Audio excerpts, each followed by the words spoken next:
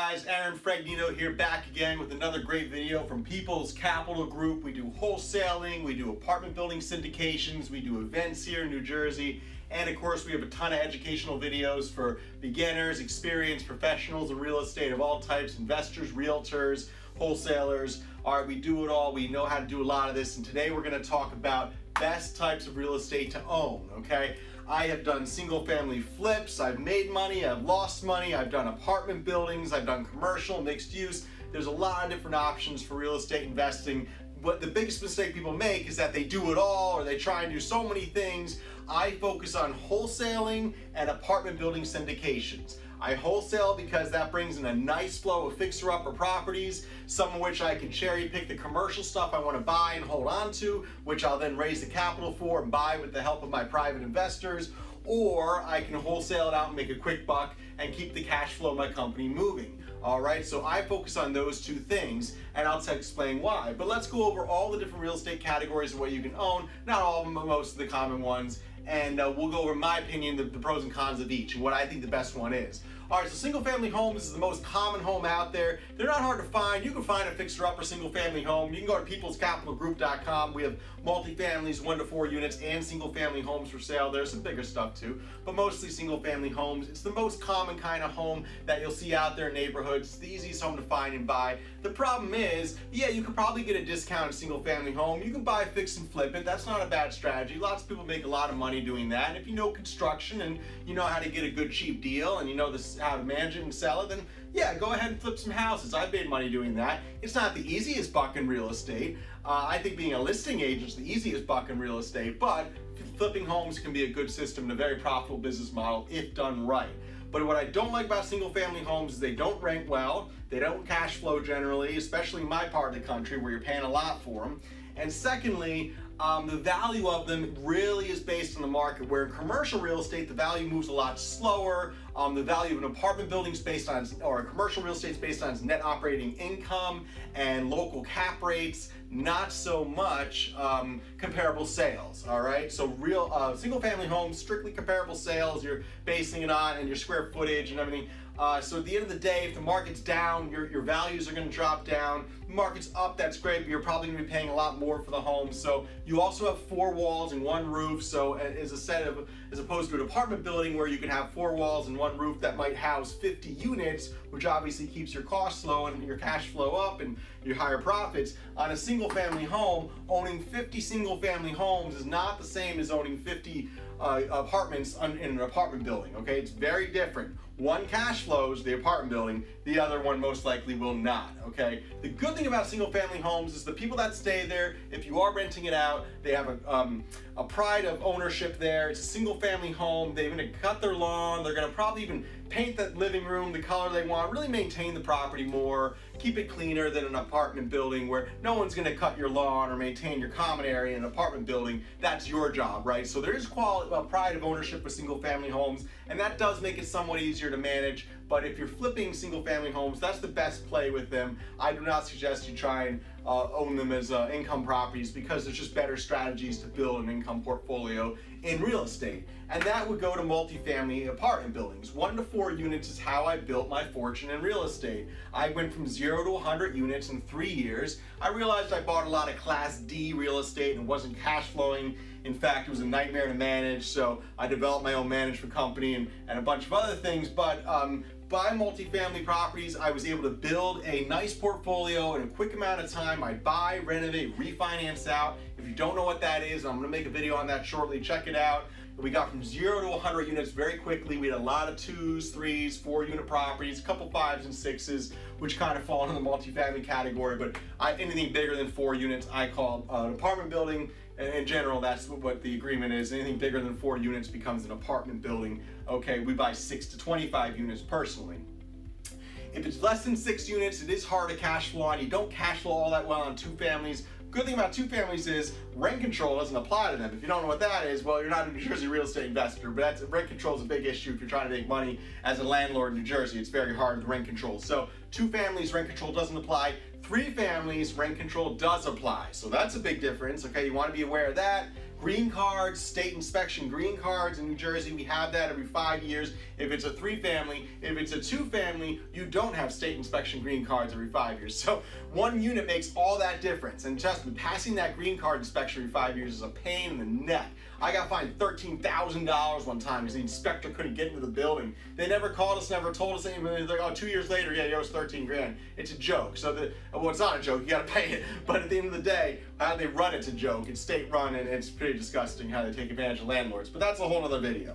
So multifamily buildings is a great way to build a portfolio. It's not as good though as apartment buildings, okay? Now apartment buildings are gonna cash flow better, you're gonna pay more for them, there's a different kind of management structure in a little bit, it's definitely a bigger undertaking than buying a 2-family or 3-family or 4-family property. I'm not saying you should go out and buy an apartment building, I'm not one of those guys that says, you know, buy my $20,000 book or CD and you can go buy a 100-unit building. No way, hit the brakes. Buy a 2-unit, buy a 4-unit, get started with the multifamily housing. That's how a lot of people get started. Hell, get started with a single-family home. That's how you get started, and then you work your way into apartment buildings, which do a better cash flow. They tend to appreciate more so based on a net operating income, meaning if I get my net operating income up by $10 and my cap rate is 10%, then my value just rose by $100. That's a whole other video I'll make later. But in general, if you get your net operating income up on an apartment building, it affects the value of the building by whatever the cap rate is, okay?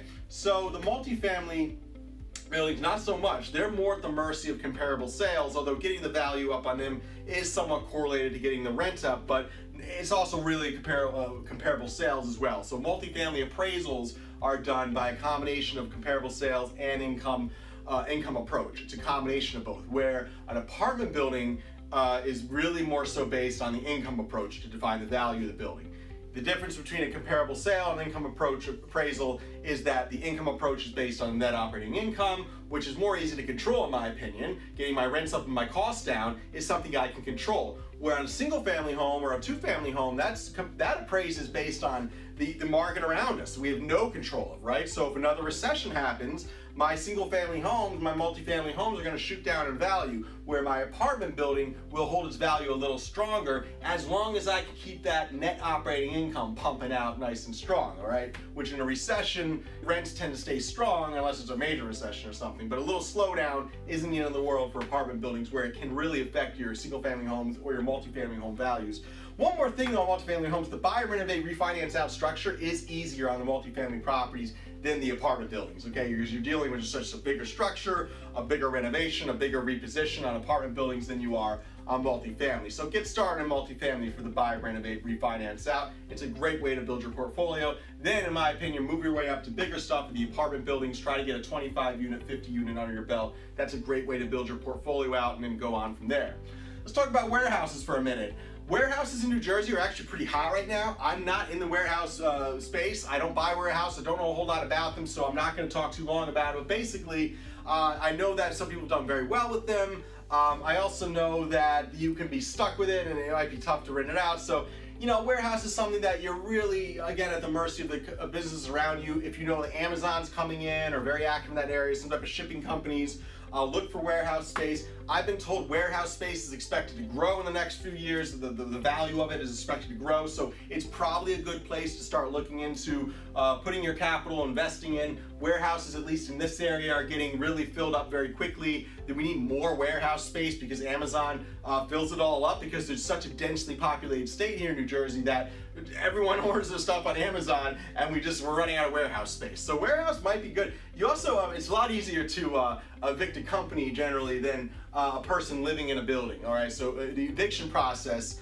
tends to be easy in commercial real estate as opposed to evicting someone that lives in your apartment building, okay? Especially if they have kids or something like that. It can take up to 3 months to evict someone out of your unit in a multifamily house, a single family house, or an apartment building, where a warehouse is a little different. If Amazon doesn't pay you the rent, you can evict them much faster. It's a business-to-business eviction, okay? You might even be able to keep their stuff if they don't come take it. All right, office space. Let's talk about office space. Not a good investment. There's way too much of it out there. It's a very saturated market right now for office space. It's been saturated for like 20 years. The recession didn't help anything. I'm not a big fan of office space. If you're gonna do anything with it, get a great deal on it. I know office space buildings that are going for the value of the land. that's not good, right? So if you're gonna get office space, or if you own office space and it's not working well for you, look into flex office space. Flex office space is where you share the office space, you share the conference room, and you charge weekly, monthly, hourly rates for the people using that space, and you can charge them for internet and phone calls and printing. So you could basically become just a good business right in itself by doing flex office space. If you're not doing flex office space, I don't think you're doing that well with your office space unless you stole the building or something like that. But the next level is special residential, 55 or older. I did want to touch on this. This is a little unique of a category. It's very niche. But this is something that I think is really booming right now. It's been booming for some time. Obviously, you have the baby boomers that are now about 65, 70 years old. So that's an amazing demographic. You really want, I like working with them. They're professional, you know, they're older demographic, they have money, it's not dealing with the millennials, right? They're typical. But special residential 55 or older is very good. That's a growing demographic. So if you can have that, own a building that is 55 or older, I think you're gonna continue to have growth there, continue to have demand. As far as the cost to get into that space, you're talking bigger numbers as well. These are bigger buildings. But that's a very interesting part of the business that I think you should look into as time goes on, as this demographic gets older and older. We're all getting older, right? So we're living longer. So these older communities might make a lot of sense. Also, we're kind of bickering more. I don't know, but you know, most 55, 65-year-old people don't want to live next to a 28-year-old, right? So I think this is going to become more and more popular as the demographic gets older in America. Storage facilities. This is probably one of the best pieces of real estate to own on this list. Storage facilities. It's not a very common thing. It's really a different, it's not really real estate. It's owning real estate, it's owning a building, you know, storage, but you could buy a franchise, you know, but if you own storage facilities, I don't own any, but I know people that do and they make a killing, all right? So first of all, the eviction process is much, much easier evicting out someone's junk in a storage place than it is to evict someone from an apartment, all right? It doesn't take 90 days. It's really a much faster process, and if they don't come get their stuff, you get it, right? We've all seen that show where they bid out the storage facility, so storage bin.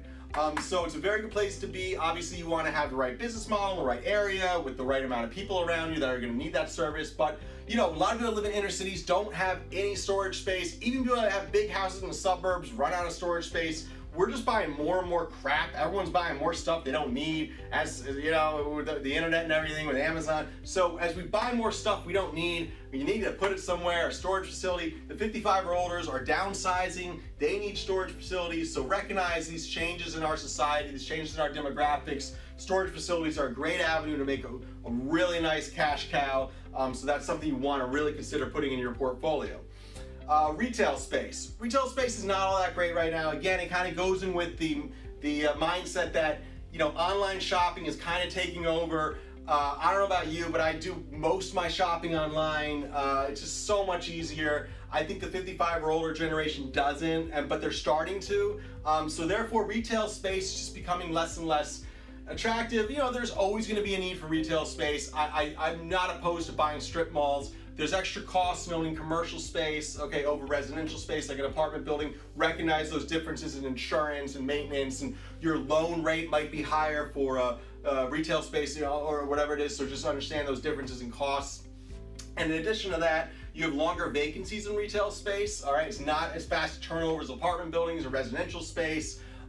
You tend to have like an anchor store and then stores around it. If you lose your anchor store, you're in big trouble. So, you know, we've all seen those retail spaces that are just like desolate wastelands. You don't want to become one of those. And because we see those out there, I'm not a huge fan of retail space. I think it's just too slow to turn over.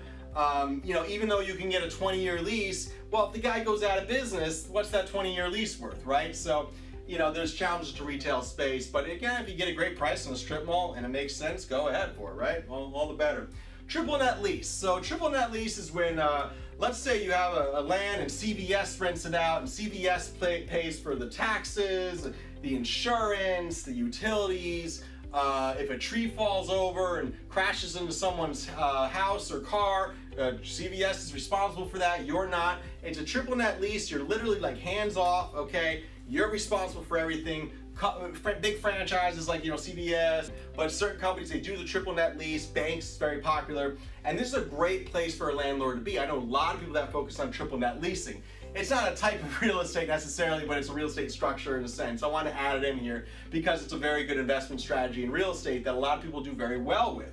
I don't do triple net leasing. I'm not in that space. It's not my specialty. I know a good enough amount about it to know, and I know people that do it, that they are making money with it. It's a very, very passive position. It's a very safe position at the end of the day, as long as your leasing is paying you, of course. But you tend to get a company like CVS or some big franchise that's leasing out the space. It tends to be a corner spot, some very attractive commercial space. So not only is that land going to be worth a lot more as time goes on, and it's also built up by, say, CVS, for example. They'll build the building there, they'll improve the lot, okay, and you're getting that triple net lease. Now here's the thing about it, your ROI is going to be lower. You're just not going to get as much generally with this because they have all those other costs. So CVS is paying the tax increases. The taxes, by the way, if the taxes go up, they're also responsible for that. So it's just very cool positioning as a triple net lease holder, not being responsible for increased costs, because costs always go up on land and improving the land and whatnot. And then your tenants improving the land, and you're still getting that guaranteed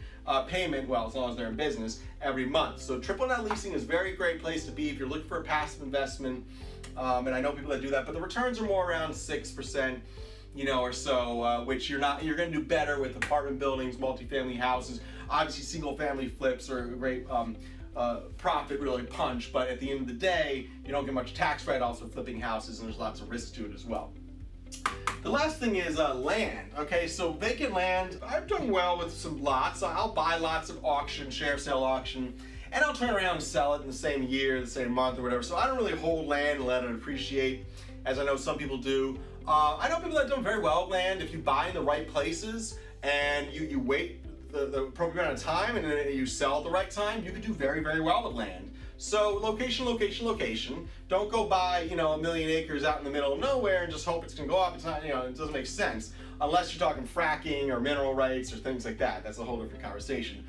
But for the most part, land, it doesn't have any cash flow. You're gonna have to pay the taxes. You can get the taxes lowered. You can get special kind of zoning for the land so that you have lower costs. You can also look at the resources of land and gas, oil, lumber, minerals, water, things like that, and different ways. Maybe if you own land in a city, you can look into parking for that or something like that.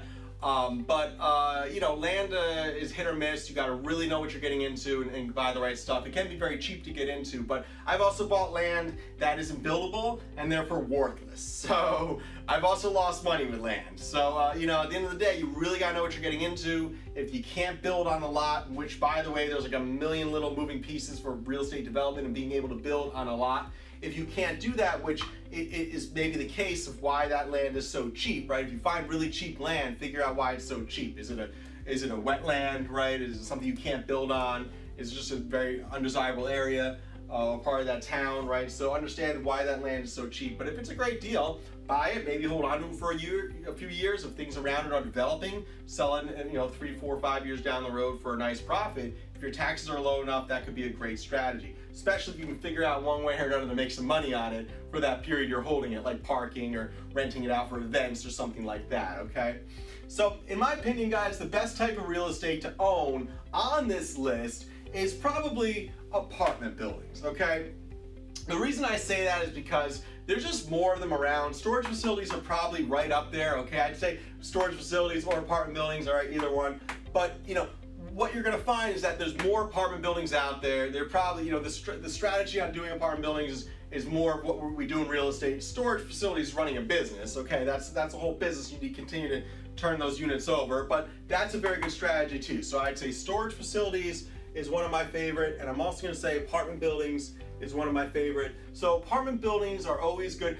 Single family homes, well, in a recession, that thing's not gonna sell, and it's not gonna rent for very much. You're probably not gonna cover your costs in a single family home. So you'll be bleeding out. You're trying to rent it every month. You're trying to flip it, and the market drops out. You're in a tough spot. Apartment buildings, okay, you can always cash flow through recessions. You can cash flow through the hard times, cash flow through the good times, sell it for top dollar in the good times. There's a huge demand for apartment buildings. You get that net operating income up, and the cap rate stays strong in that area. then you're looking at getting that value up exponentially. All right, so if I get my net operating income up by $10 and my cap rate is 10%, that means the value of my building just went up by $100. So that's a great strategy with apartment buildings, and that's something that, you know, with commercial real estate you always want to work in. So that does apply, that strategy of getting up $10 and 10%, that applies to all commercial real estate, but in apartment buildings I think it's the easiest to do. There's the highest demand for residential housing, especially in New Jersey. We have lines out the door to get into our vacant units, so the turnover of these things are very quick, and pretty inexpensive to turn them over. And of course, like I said, storage facilities are great too. 55 or older, that's good, but that does limit you, of course, to 55 or older. So anytime you're limited to something like that, it might not be a strong point. It could be a challenge as well, all right? So I also don't know enough about 55 or older to say it's the best type of real estate, in my opinion. The bottom line is, guys, you can make money with all these forms of real estate. Okay, maybe your triple net lease is best for you because you're older and you want to vacation more, okay? Maybe land makes sense because you like the idea of holding on to something and just having it appreciate over time. You know, apartment buildings are very intensive. Maybe you're a single family flipper because you're ready to go and you know construction well and you can fix these things cheap, all right? So depending on what your strong points are, of course, you want to pick the best real estate avenue for you. But in my opinion, if I could snap my fingers and own any type of real estate, it's apartment buildings and storage facilities. So guys, I hope you got a lot out of this video, all right? It's called Best Types of Real Estate to Own. If you have any questions, you can call us here at the office, you can email us. We have events here at the office. We have apartment building syndications we do every single quarter, and we do about 60, 70 wholesales a year as well. So a lot of fixer-uppers for sale. We're a one-stop shop for investors. You can buy a fixer-upper, take the plunge. You can invest passively in an apartment building with us where we do all the work, we manage the property, we reposition it over a 5-year period, and our investors do very, very well at that. So if you want to learn more about how you can get invested in an apartment building with us or buy a property from us, check out the links below. I'm Fragnito with People's Capital Group. Good luck out there.